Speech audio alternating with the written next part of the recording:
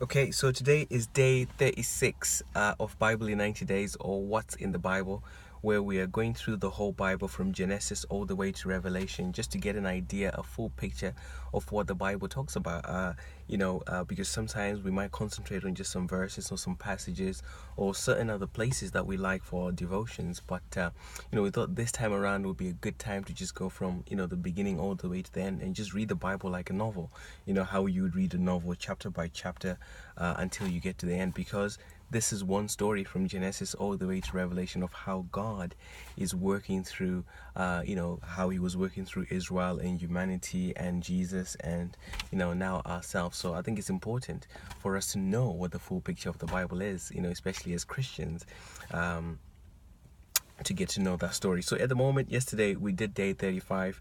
We looked at the book of Ezra, where the exiles managed to get back and start doing some rebuilding of the temple or of the buildings, that were there. Today we continue again in Nehemiah, which was something that happened at the same time. So Nehemiah actually came in to do some rebuilding of the wall, and midway through Nehemiah, that's when we hear about Ezra. So probably that's where those two books kind of overlap. But we'll go through Nehemiah. Nehemiah chapter 1, we hear about Nehemiah's prayer after he heard about the state of Jerusalem's walls and gates. So these are the walls and the gates. I could be wrong, but in Ezra it looks as if it was more to do with the temple or the buildings, but this is to do with the walls and gates. So maybe those buildings in Ezra are also included in there, but I'm not too worried about that at the moment, as long as we continue with the story. So Nehemiah's prayer after hearing about the state of Jerusalem walls and gates, Nehemiah too, he's actually given permission to go back to Judah and build, because he was working for the king at that point. So he has the blessing of the king to be able to go back and start the build.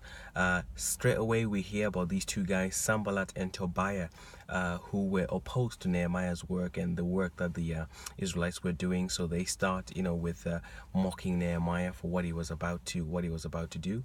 Nehemiah 3, we hear that the work started. Different sections of the wall was rebuilt, by different people. Nehemiah 4, Sanballat and Tobiah again. We hear about their schemes, which led to the extra vigilance of the people and the builders. So they end up actually working with their weapons, keeping a watchful eye and having things like watches and stuff like that. We also hear the role of prayer, because throughout Nehemiah we hear all these prayers that Nehemiah is making to God, that remember me, oh God, or protect us, or provide for us, or whatever. So we see a key role, in my opinion, of the role of prayer in Nehemiah's life, or at least in this time period. Nehemiah chapter 5, the people cry out because of lack of food and being charged interest by their kin, and obviously having to labor for this. And Nehemiah rebukes them, or rebukes the people who actually had resources but were charging the people for the food or whatever else. So he rebukes them, and there's actually an agreement that they would make sure that they would not charge their brothers and sisters any interest. Nehemiah 6, we hear about a conspiracy to kill Nehemiah. Obviously it started with Sanballat and Tobiah, because they did not stop. They continued to try and find a way to stop the work. We also hear that there were some prophets, if you can imagine, that were actually also involved in this conspiracy. But we hear about Nehemiah's perception, how he was able to see what the situation was, as well as his prayer, getting him through. Then we also hear about the completion of the walls in that same chapter.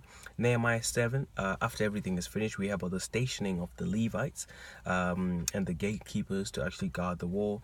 And a book of genealogies found with the names of the people that we actually saw in Ezra. So the people Ezra starts, or Ezra 2, we actually get a list of the people that went back. But in Nehemiah 8, we get to see 7, we get to see the genealogy of the people that came with Ezra. So this is where Ezra actually enters the story. Nehemiah 8, Ezra teaches the people the law, and their response to this new teaching was they were crying, they were grieving. And this is where we get the famous verse that says, the joy of the Lord is your strength. To actually say, no, today is not a day for mourning, because we're learning about the law again, and we're going to do the things that please God again, so there's no need to cry. We also hear that they start to keep the festival. So the festival, for example, the festival of booths, or the festival of tabernacles. And this, we hear that it had not been done since Joshua's day. So all the way back from when they go into the promised land. They had not celebrated this festival, until now. We also hear that day by day Ezra continued to teach them, of the law. Nehemiah chapter 9, we hear about the fasting, the prayer, and the confession of sins, by Ezra. And Ezra in this prayer also gives us a history of what God had done from creation all the way to the exile of Israel to Babylon. Nehemiah 10, we hear about the signing of the covenant or rededication of the covenant, that the people would follow the law of Moses in all its details. So things like the offerings, the keeping of the Sabbath, who they would marry, taking care of the Levite priests, etc. All of that, they said they were going to start following it, again. Nehemiah 11, people cast some lots for some people to live in the city, because for whatever reason some people were not living in the city, or it wasn't that heavily populated. So what they had to do is, okay, we'll take some people out of all the cities that are surrounding Jerusalem so that they can come and live, in the city. Nehemiah 12, the priests and the Levites, they come in, for the dedication of the wall. There is a procession, there's singing, there's, joy everywhere, and people are actually appointed to their duties as far as the wall was concerned.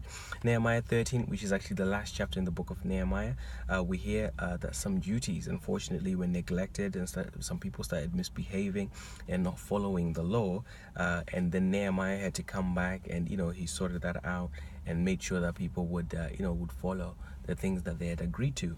It also ends as well with Nehemiah's prayer that say, hey God, please remember me, for all the things that that he had done, for the Israelites as far as rebuilding, the wall. So at the moment, yes, obviously, like we said, when we left Second Kings or Second Chronicles, the Israelites were taken into bondage or into captivity, into exile, and they left the promised land altogether into captivity. Then some things happened after King Nebuchadnezzar of Babylon, until the Medes and the Persians, they came into place.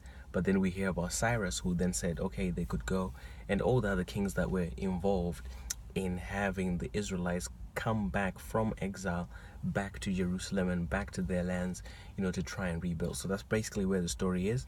Tomorrow we're going to read about Esther and Job. So Esther is also maybe set around this era, because the names of the kings are similar, and it's probably in the reign of the Persians after what had happened in in Babylon. Then Job, we're not really sure when that was actually when that actually happened.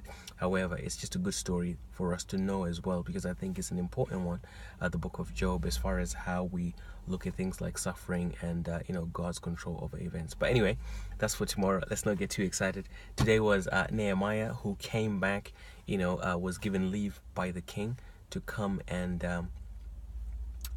rebuild the wall, together with all the events that happened with Sanballat and Tobiah, and the obstructions that they got as far as rebuilding the temple. So hopefully that's helpful. I'll see you guys tomorrow.